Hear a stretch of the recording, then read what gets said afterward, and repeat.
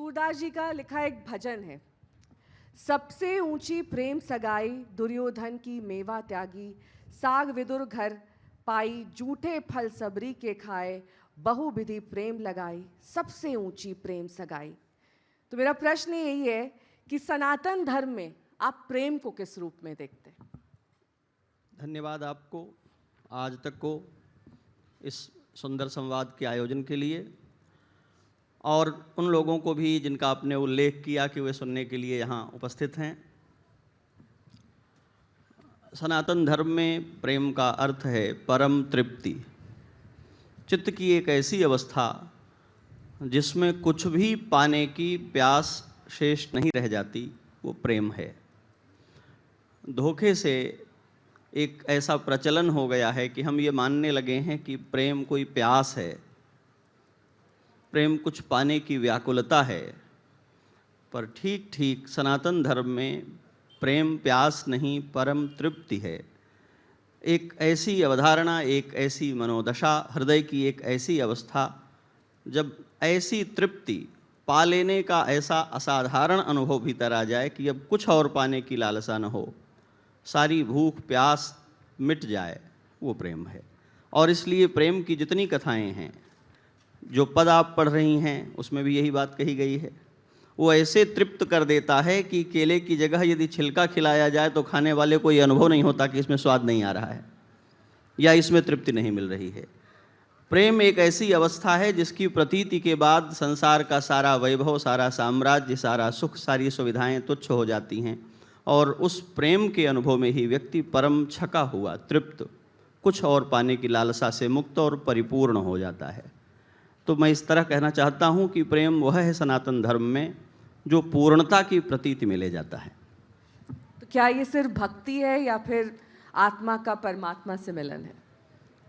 सारे शब्द अलग अलग हैं और सनातन धर्म में शब्दों को बहुत महत्व दिया गया है। हमारे एक बड़े आचार्य मनीषी भर्तृहरि हुए हैं जिन्होंने शब्द को ब्रह्म कह करके परिभाषित किया है। तो जब हम भक्ति कहते हैं तब वह केवल प्रेम नहीं रह जाता है, प्रेम के साथ कुछ विशिष्ट हो जाता है।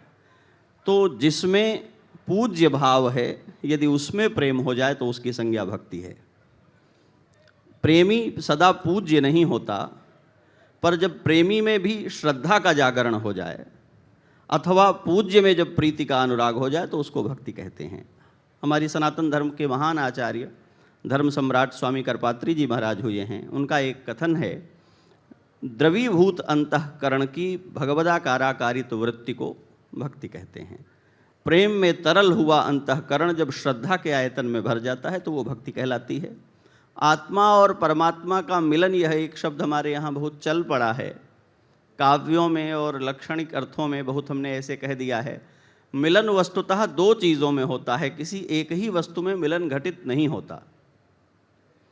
तो जब हम कहते हैं आत्मा और परमात्मा का मिलना, तो पहले हमें यह समझना पड़ेगा कि ये कोई दो पृथक भिन्न भिन्न चीज़ें हैं, जबकि शास्त्र ऐसा नहीं मानते। एक ही शुद्ध चैतन्य की दो स्थितियां हैं, एक में उसकी संज्ञा जीवात्मा होती है और किसी दूसरे में उसी की संज्ञा परमात्मा होती है। जीवात्मा अपने जीव भाव को पार कर जाए तो वो परमात्मा है। तो इसको पार कर जाने के जो मार्ग हैं उनमें से एक ज्ञान है, एक योग है और एक भक्ति है, जिसको गीता के 18 अध्यायों में 6-6 अध्यायों के खंड में समझाया गया है। तो कोई योग के मार्ग से इसे पार करेगा, कोई ज्ञान के मार्ग से इसे पार करेगा। जो इसको भक्ति के मार्ग से पार करेगा वो उस पद का गान करेगा जो आपने पढ़े। आप अक्सर राम भक्ति और कृष्ण प्रेम की बात करते हैं, दोनों अलग अलग हैं या इनका मूल स्वरूप एक ही है? राम कृष्ण दो एक हैं, अंतर नहीं निमेष। फिर भी आप अंतर पहचानना ही चाहें तो इनके दृग गंभीर हैं, उनके चपल विशेष। भगवान श्री रामभद्र और भगवान श्री कृष्णचंद्र दोनों का प्रत्यक्ष दर्शन करिए। जिनकी निगाह, जिनके नेत्रशील से मर्यादा से शांत होकर के स्थिर रहें, वे श्री रामभद्र हैं, मर्यादा पुरुषोत्तम हैं। और जिनके नयन मटकते ही रहें, वे श्री कृष्णचंद्र हैं, लीला पुरुषोत्तम हैं। तत्वतः कोई भेद नहीं है, रस की दृष्टि से, उपासना की दृष्टि से भेद है। एक में ईश्वरता जीव के लिए भोग्य बनती है और जीव जिन रसों का अनुभव कर सकता है उसमें वो आकारित हो जाती है रस रूप में। इसलिए रास की लीला दिखाई पड़ती है। एक में मनुष्यता को अपने भावों में, अपने रसों में डूबे हुई मनुष्यता को ऊपर उठा करके उसकी आदर्श स्थिति में ले जाने का संकल्प है, और वो मर्यादा पुरुषोत्तम है। तो सुख दुख की घटनाएं आप देखेंगे तो भगवान कृष्ण से श्री रामभद्र के जीवन में कम नहीं हैं, पर श्री राम बेहुबल दिखाई नहीं देते, भगवान श्री कृष्ण दिखाई देते हैं। दोनों एक ही हैं। हमारे यहाँ तो इतना सरल करके कहा गया है कि राकारो श्रीमती राधा मकारो मधुसूदन, राधा जी के नाम का राकार और मधुसूदन के नाम का मकार मिला दिया गया और दोनों को इकट्ठा कर दिया गया तो राम बन गया।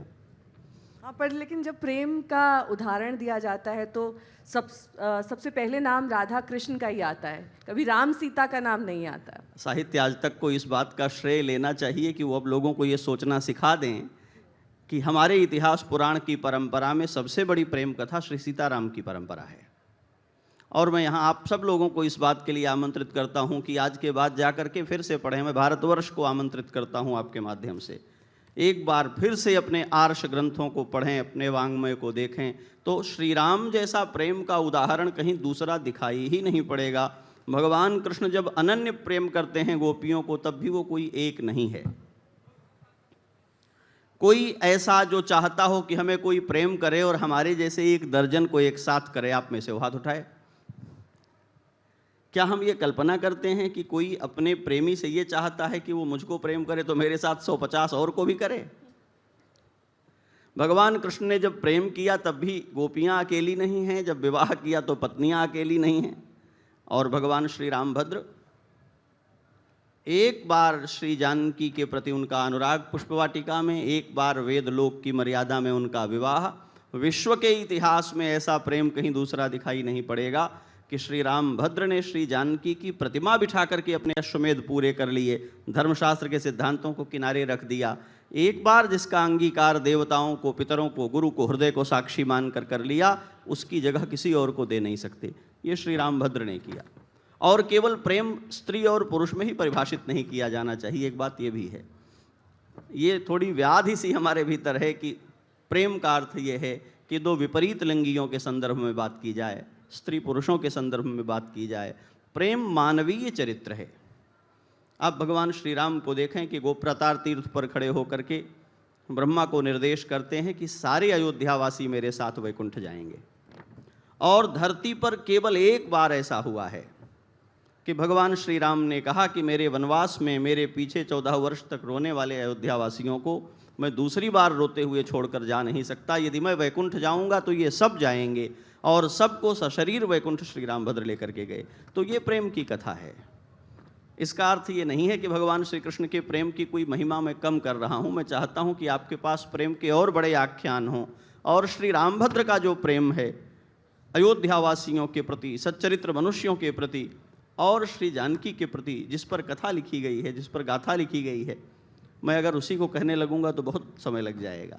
केवल इतना कहते हुए कि गोस्वामी तुलसीदास जो मर्यादा के कवि हैं, वे श्री जानकी का जब वंदन करते हैं श्री रामचरितमानस में, तो उद्भव स्थिति संहार कारिणीम क्लेशहारिणीम सर्वश्रेयस्करीम सीताम, तो कह सकते थे जनकात्मजाम, मैं जनक की बेटी की वंदना करता हूँ। कह सकते थे कि मैं सुनैना की बेटी की वंदना करता हूँ। कह सकते थे मैं मिथिला भूमि की कन्या की वंदना करता हूँ।